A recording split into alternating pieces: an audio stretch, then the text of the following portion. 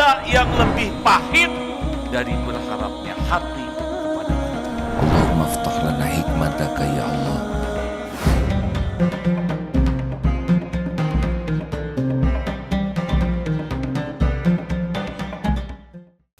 Negara kita sepertinya akan agak lama nih baiknya sepanjang kejujuran belum menjadi sesuatu yang sangat dipentingkan.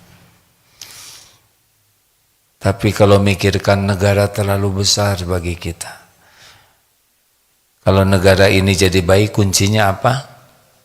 3M. Mulai dari diri sendiri. Yang kedua, mulai dari hal yang kecil. 3, mulai saat ini. Ingin negara ini jadi baik, semua yang menyimak mulailah dari kita. Kita tidak rugi kalau jadi orang jujur selain untung. Bagaimana kalau orang lain tidak jujur, kita yang jujur. Jangan sampai terbawa. Jujur, berikut ini ada beberapa hal yang bakal terjadi kalau orang tidak jujur. 1, orang yang tidak jujur, dia tidak akan pernah bahagia hidupnya. Tidak akan tenang. Kenapa? Secara syariat, orang yang tidak jujur itu untuk bohong aja capek. Apalagi kalau kurang pinter ya. Udah kurang pinter ngebohong capek. Ngebohong itu seperti tawaf berlawanan arah. Ya, jadi Allah menciptakan kita ini, kalau kita mau benar itu otak ini nyaman. Tapi kalau berbohong itu kerja keras otak itu. Karena tidak sesuai dengan kenyataan. Itulah sebabnya para pembohong itu suka melakukan sesuatu yang tidak disadari. Karena tubuhnya ini seperti yang berontak katanya. Jadi kalau orang berbohong tuh tiba-tiba jadi sering kedip, ya. Tidak berarti yang kedip lagi berbohong. Wah, ini keliripan pembohong. Atau suka tiba-tiba mengeluarkan lidah. Jadi gimana? Begitulah ya. Ada sesuatu yang tidak biasa yang tiba-tiba akan keluar dari perilakunya, atau jadi ada gerakan tertentu atau lirikan mata tertentu. Kata para peneliti, ya, saya tidak mau meneliti orang bohong. Karena tubuh ini lebih menikmati jujur. Jadi capek tidak jujur tuh. Sudah mau tidak jujurnya aja capek, sesudah jadi tidak jujur lebih capek lagi. Karena harus menutupi ketidakjujurannya. Nah, kebohongan itu kan harus ditutupi, pasti dengan kebohongan lagi. Udah gitu capek lagi. Nanti ditutupi capek. Saya tidak tahu ya, sekarang di Indonesia ini sedang heboh kasus fufu fafa. Fengefri, mengerti maksudnya. Capek sekali tuh yang punya akun fufu fafa itu berusaha menutupi mati-matian. Akun fufu faka afun lagi. Afun kuku papa ini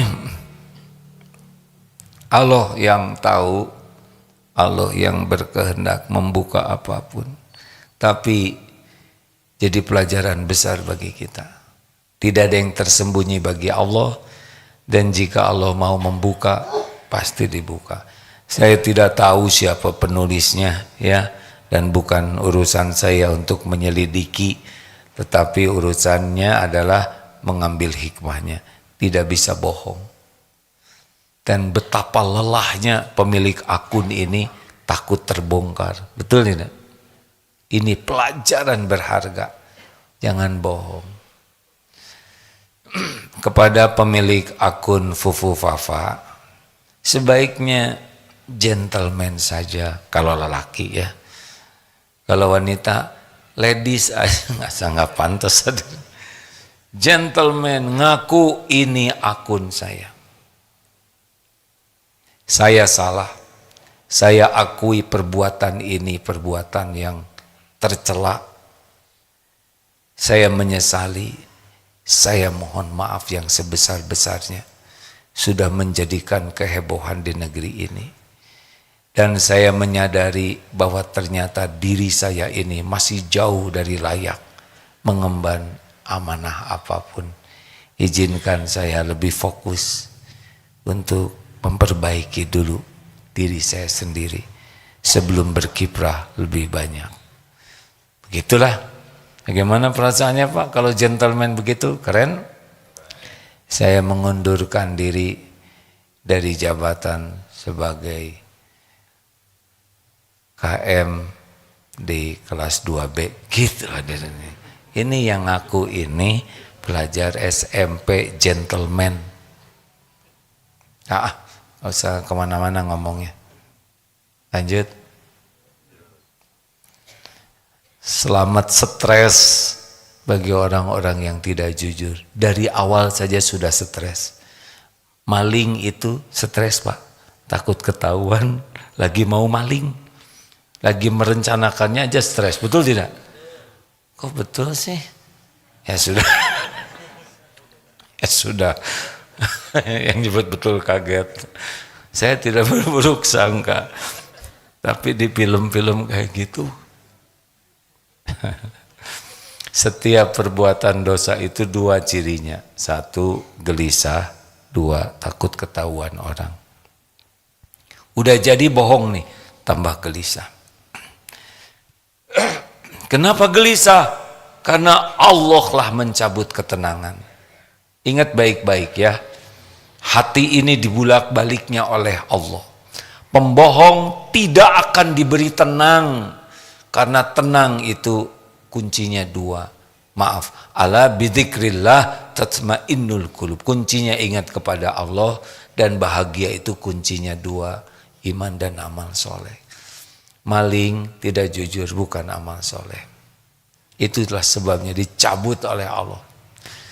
Dua. Yang kedua, orang-orang yang pembohong itu selain dia tidak bahagia, dia juga akan rusak kredibilitasnya.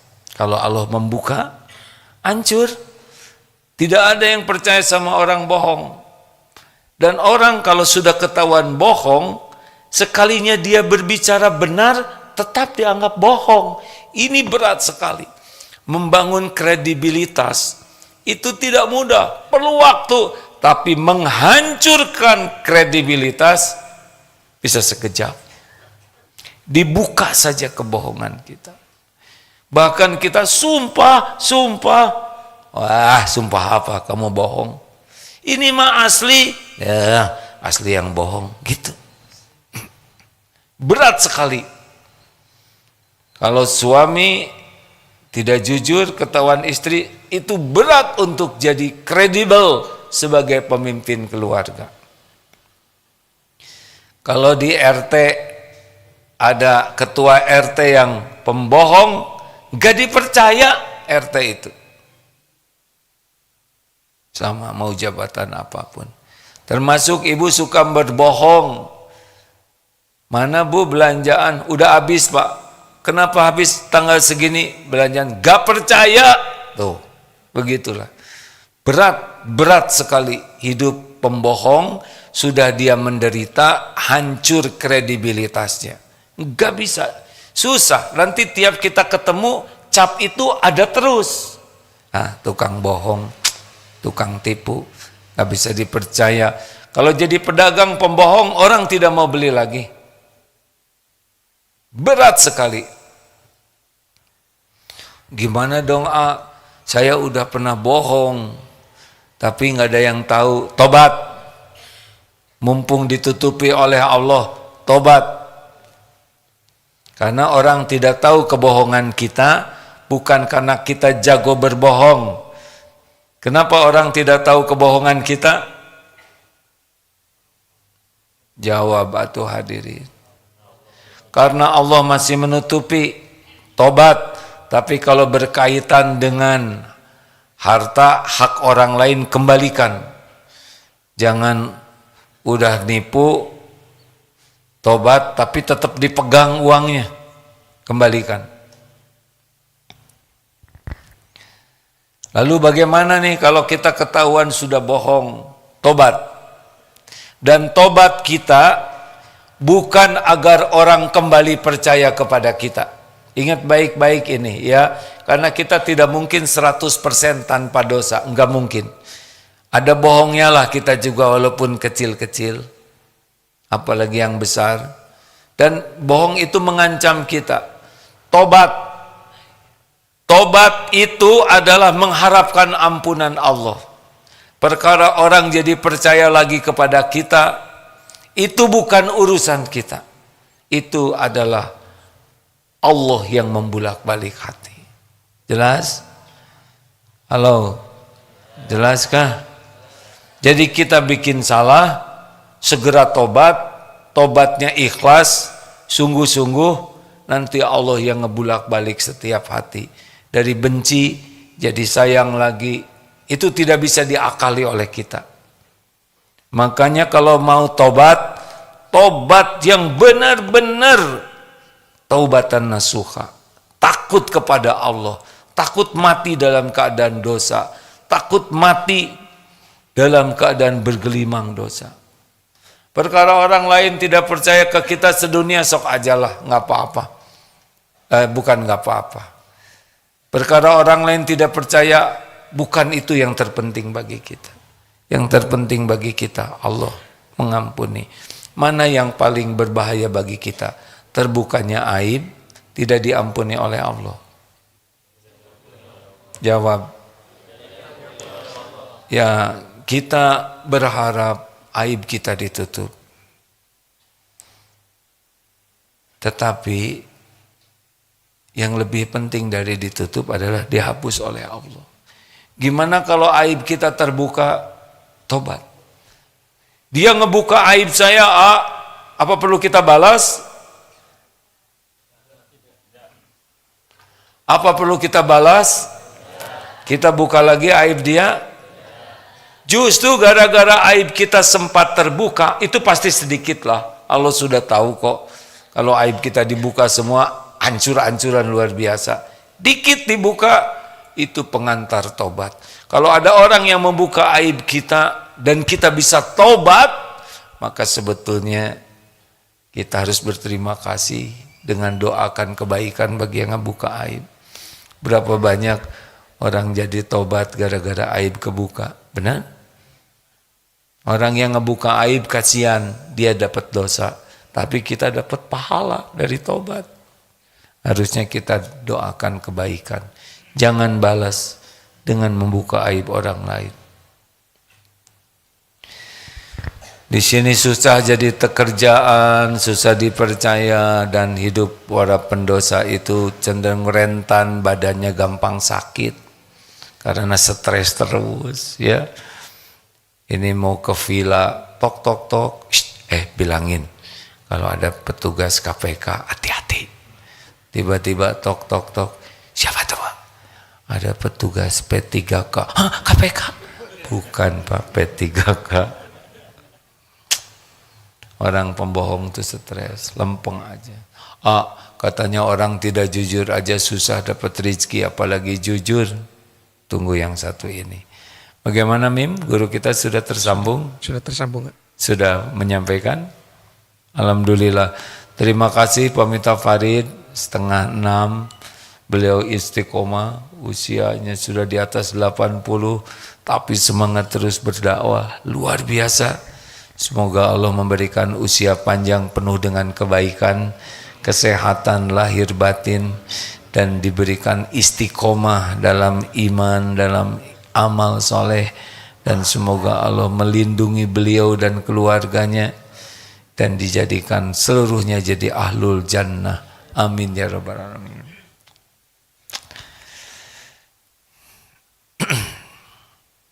Sampai di mana tadi?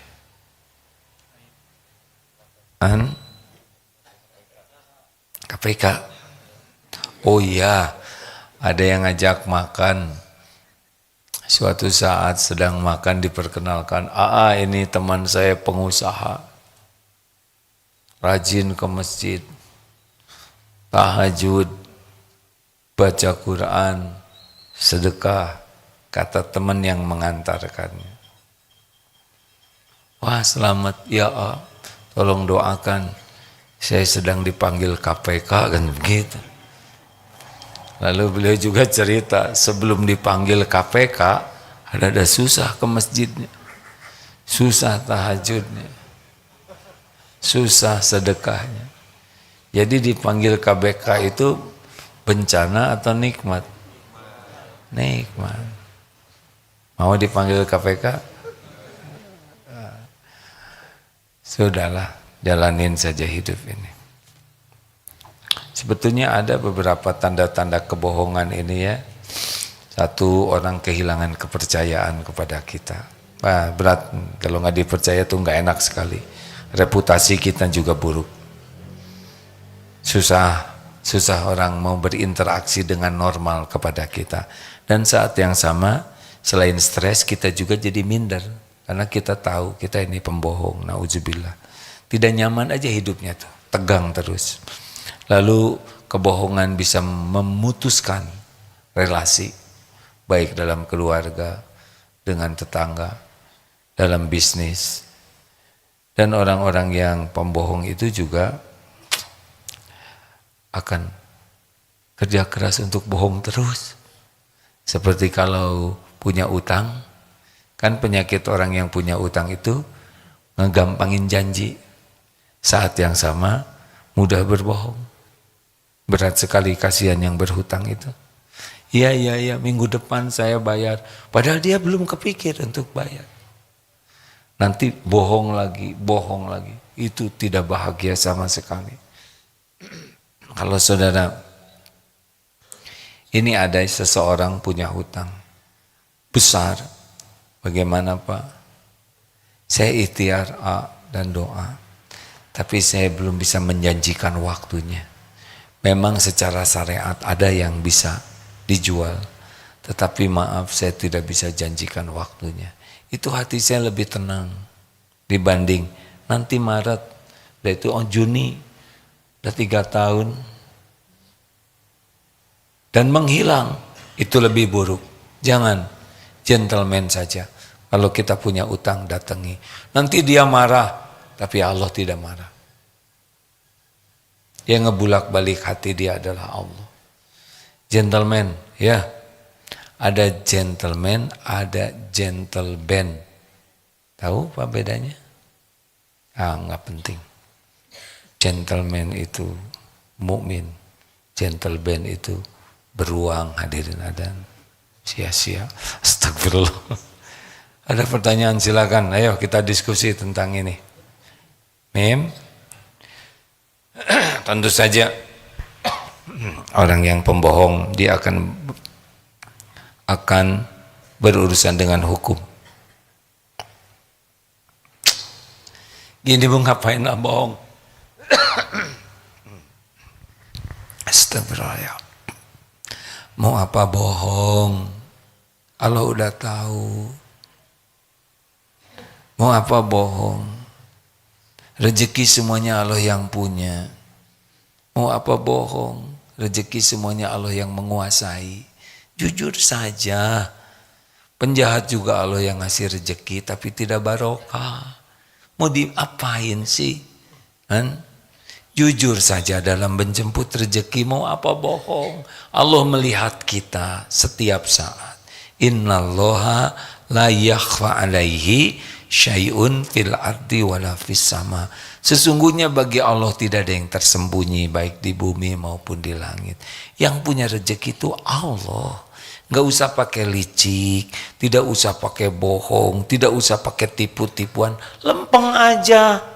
Penipu Allah yang ngasih rezeki, koruptor Allah yang ngasih rezeki, orang jujur juga Allah yang ngasih rezeki. Bedanya orang jujur bahagia, yang tidak jujur dikasih tapi tidak barokah, sengsara, hina, celaka. Jujur, ya. Bagaimana jual motor ini? Nggak usah pakai bohong.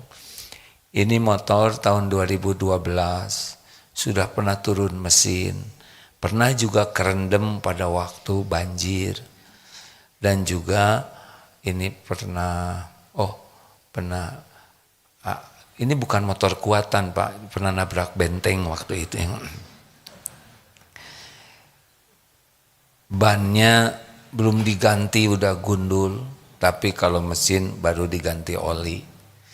STNK 2 bulan lagi habis. Begini keadaannya. Ini bagus karena sudah dicuci bersih. Wah, Dek, sejujurnya saya tidak tertarik kepada motornya.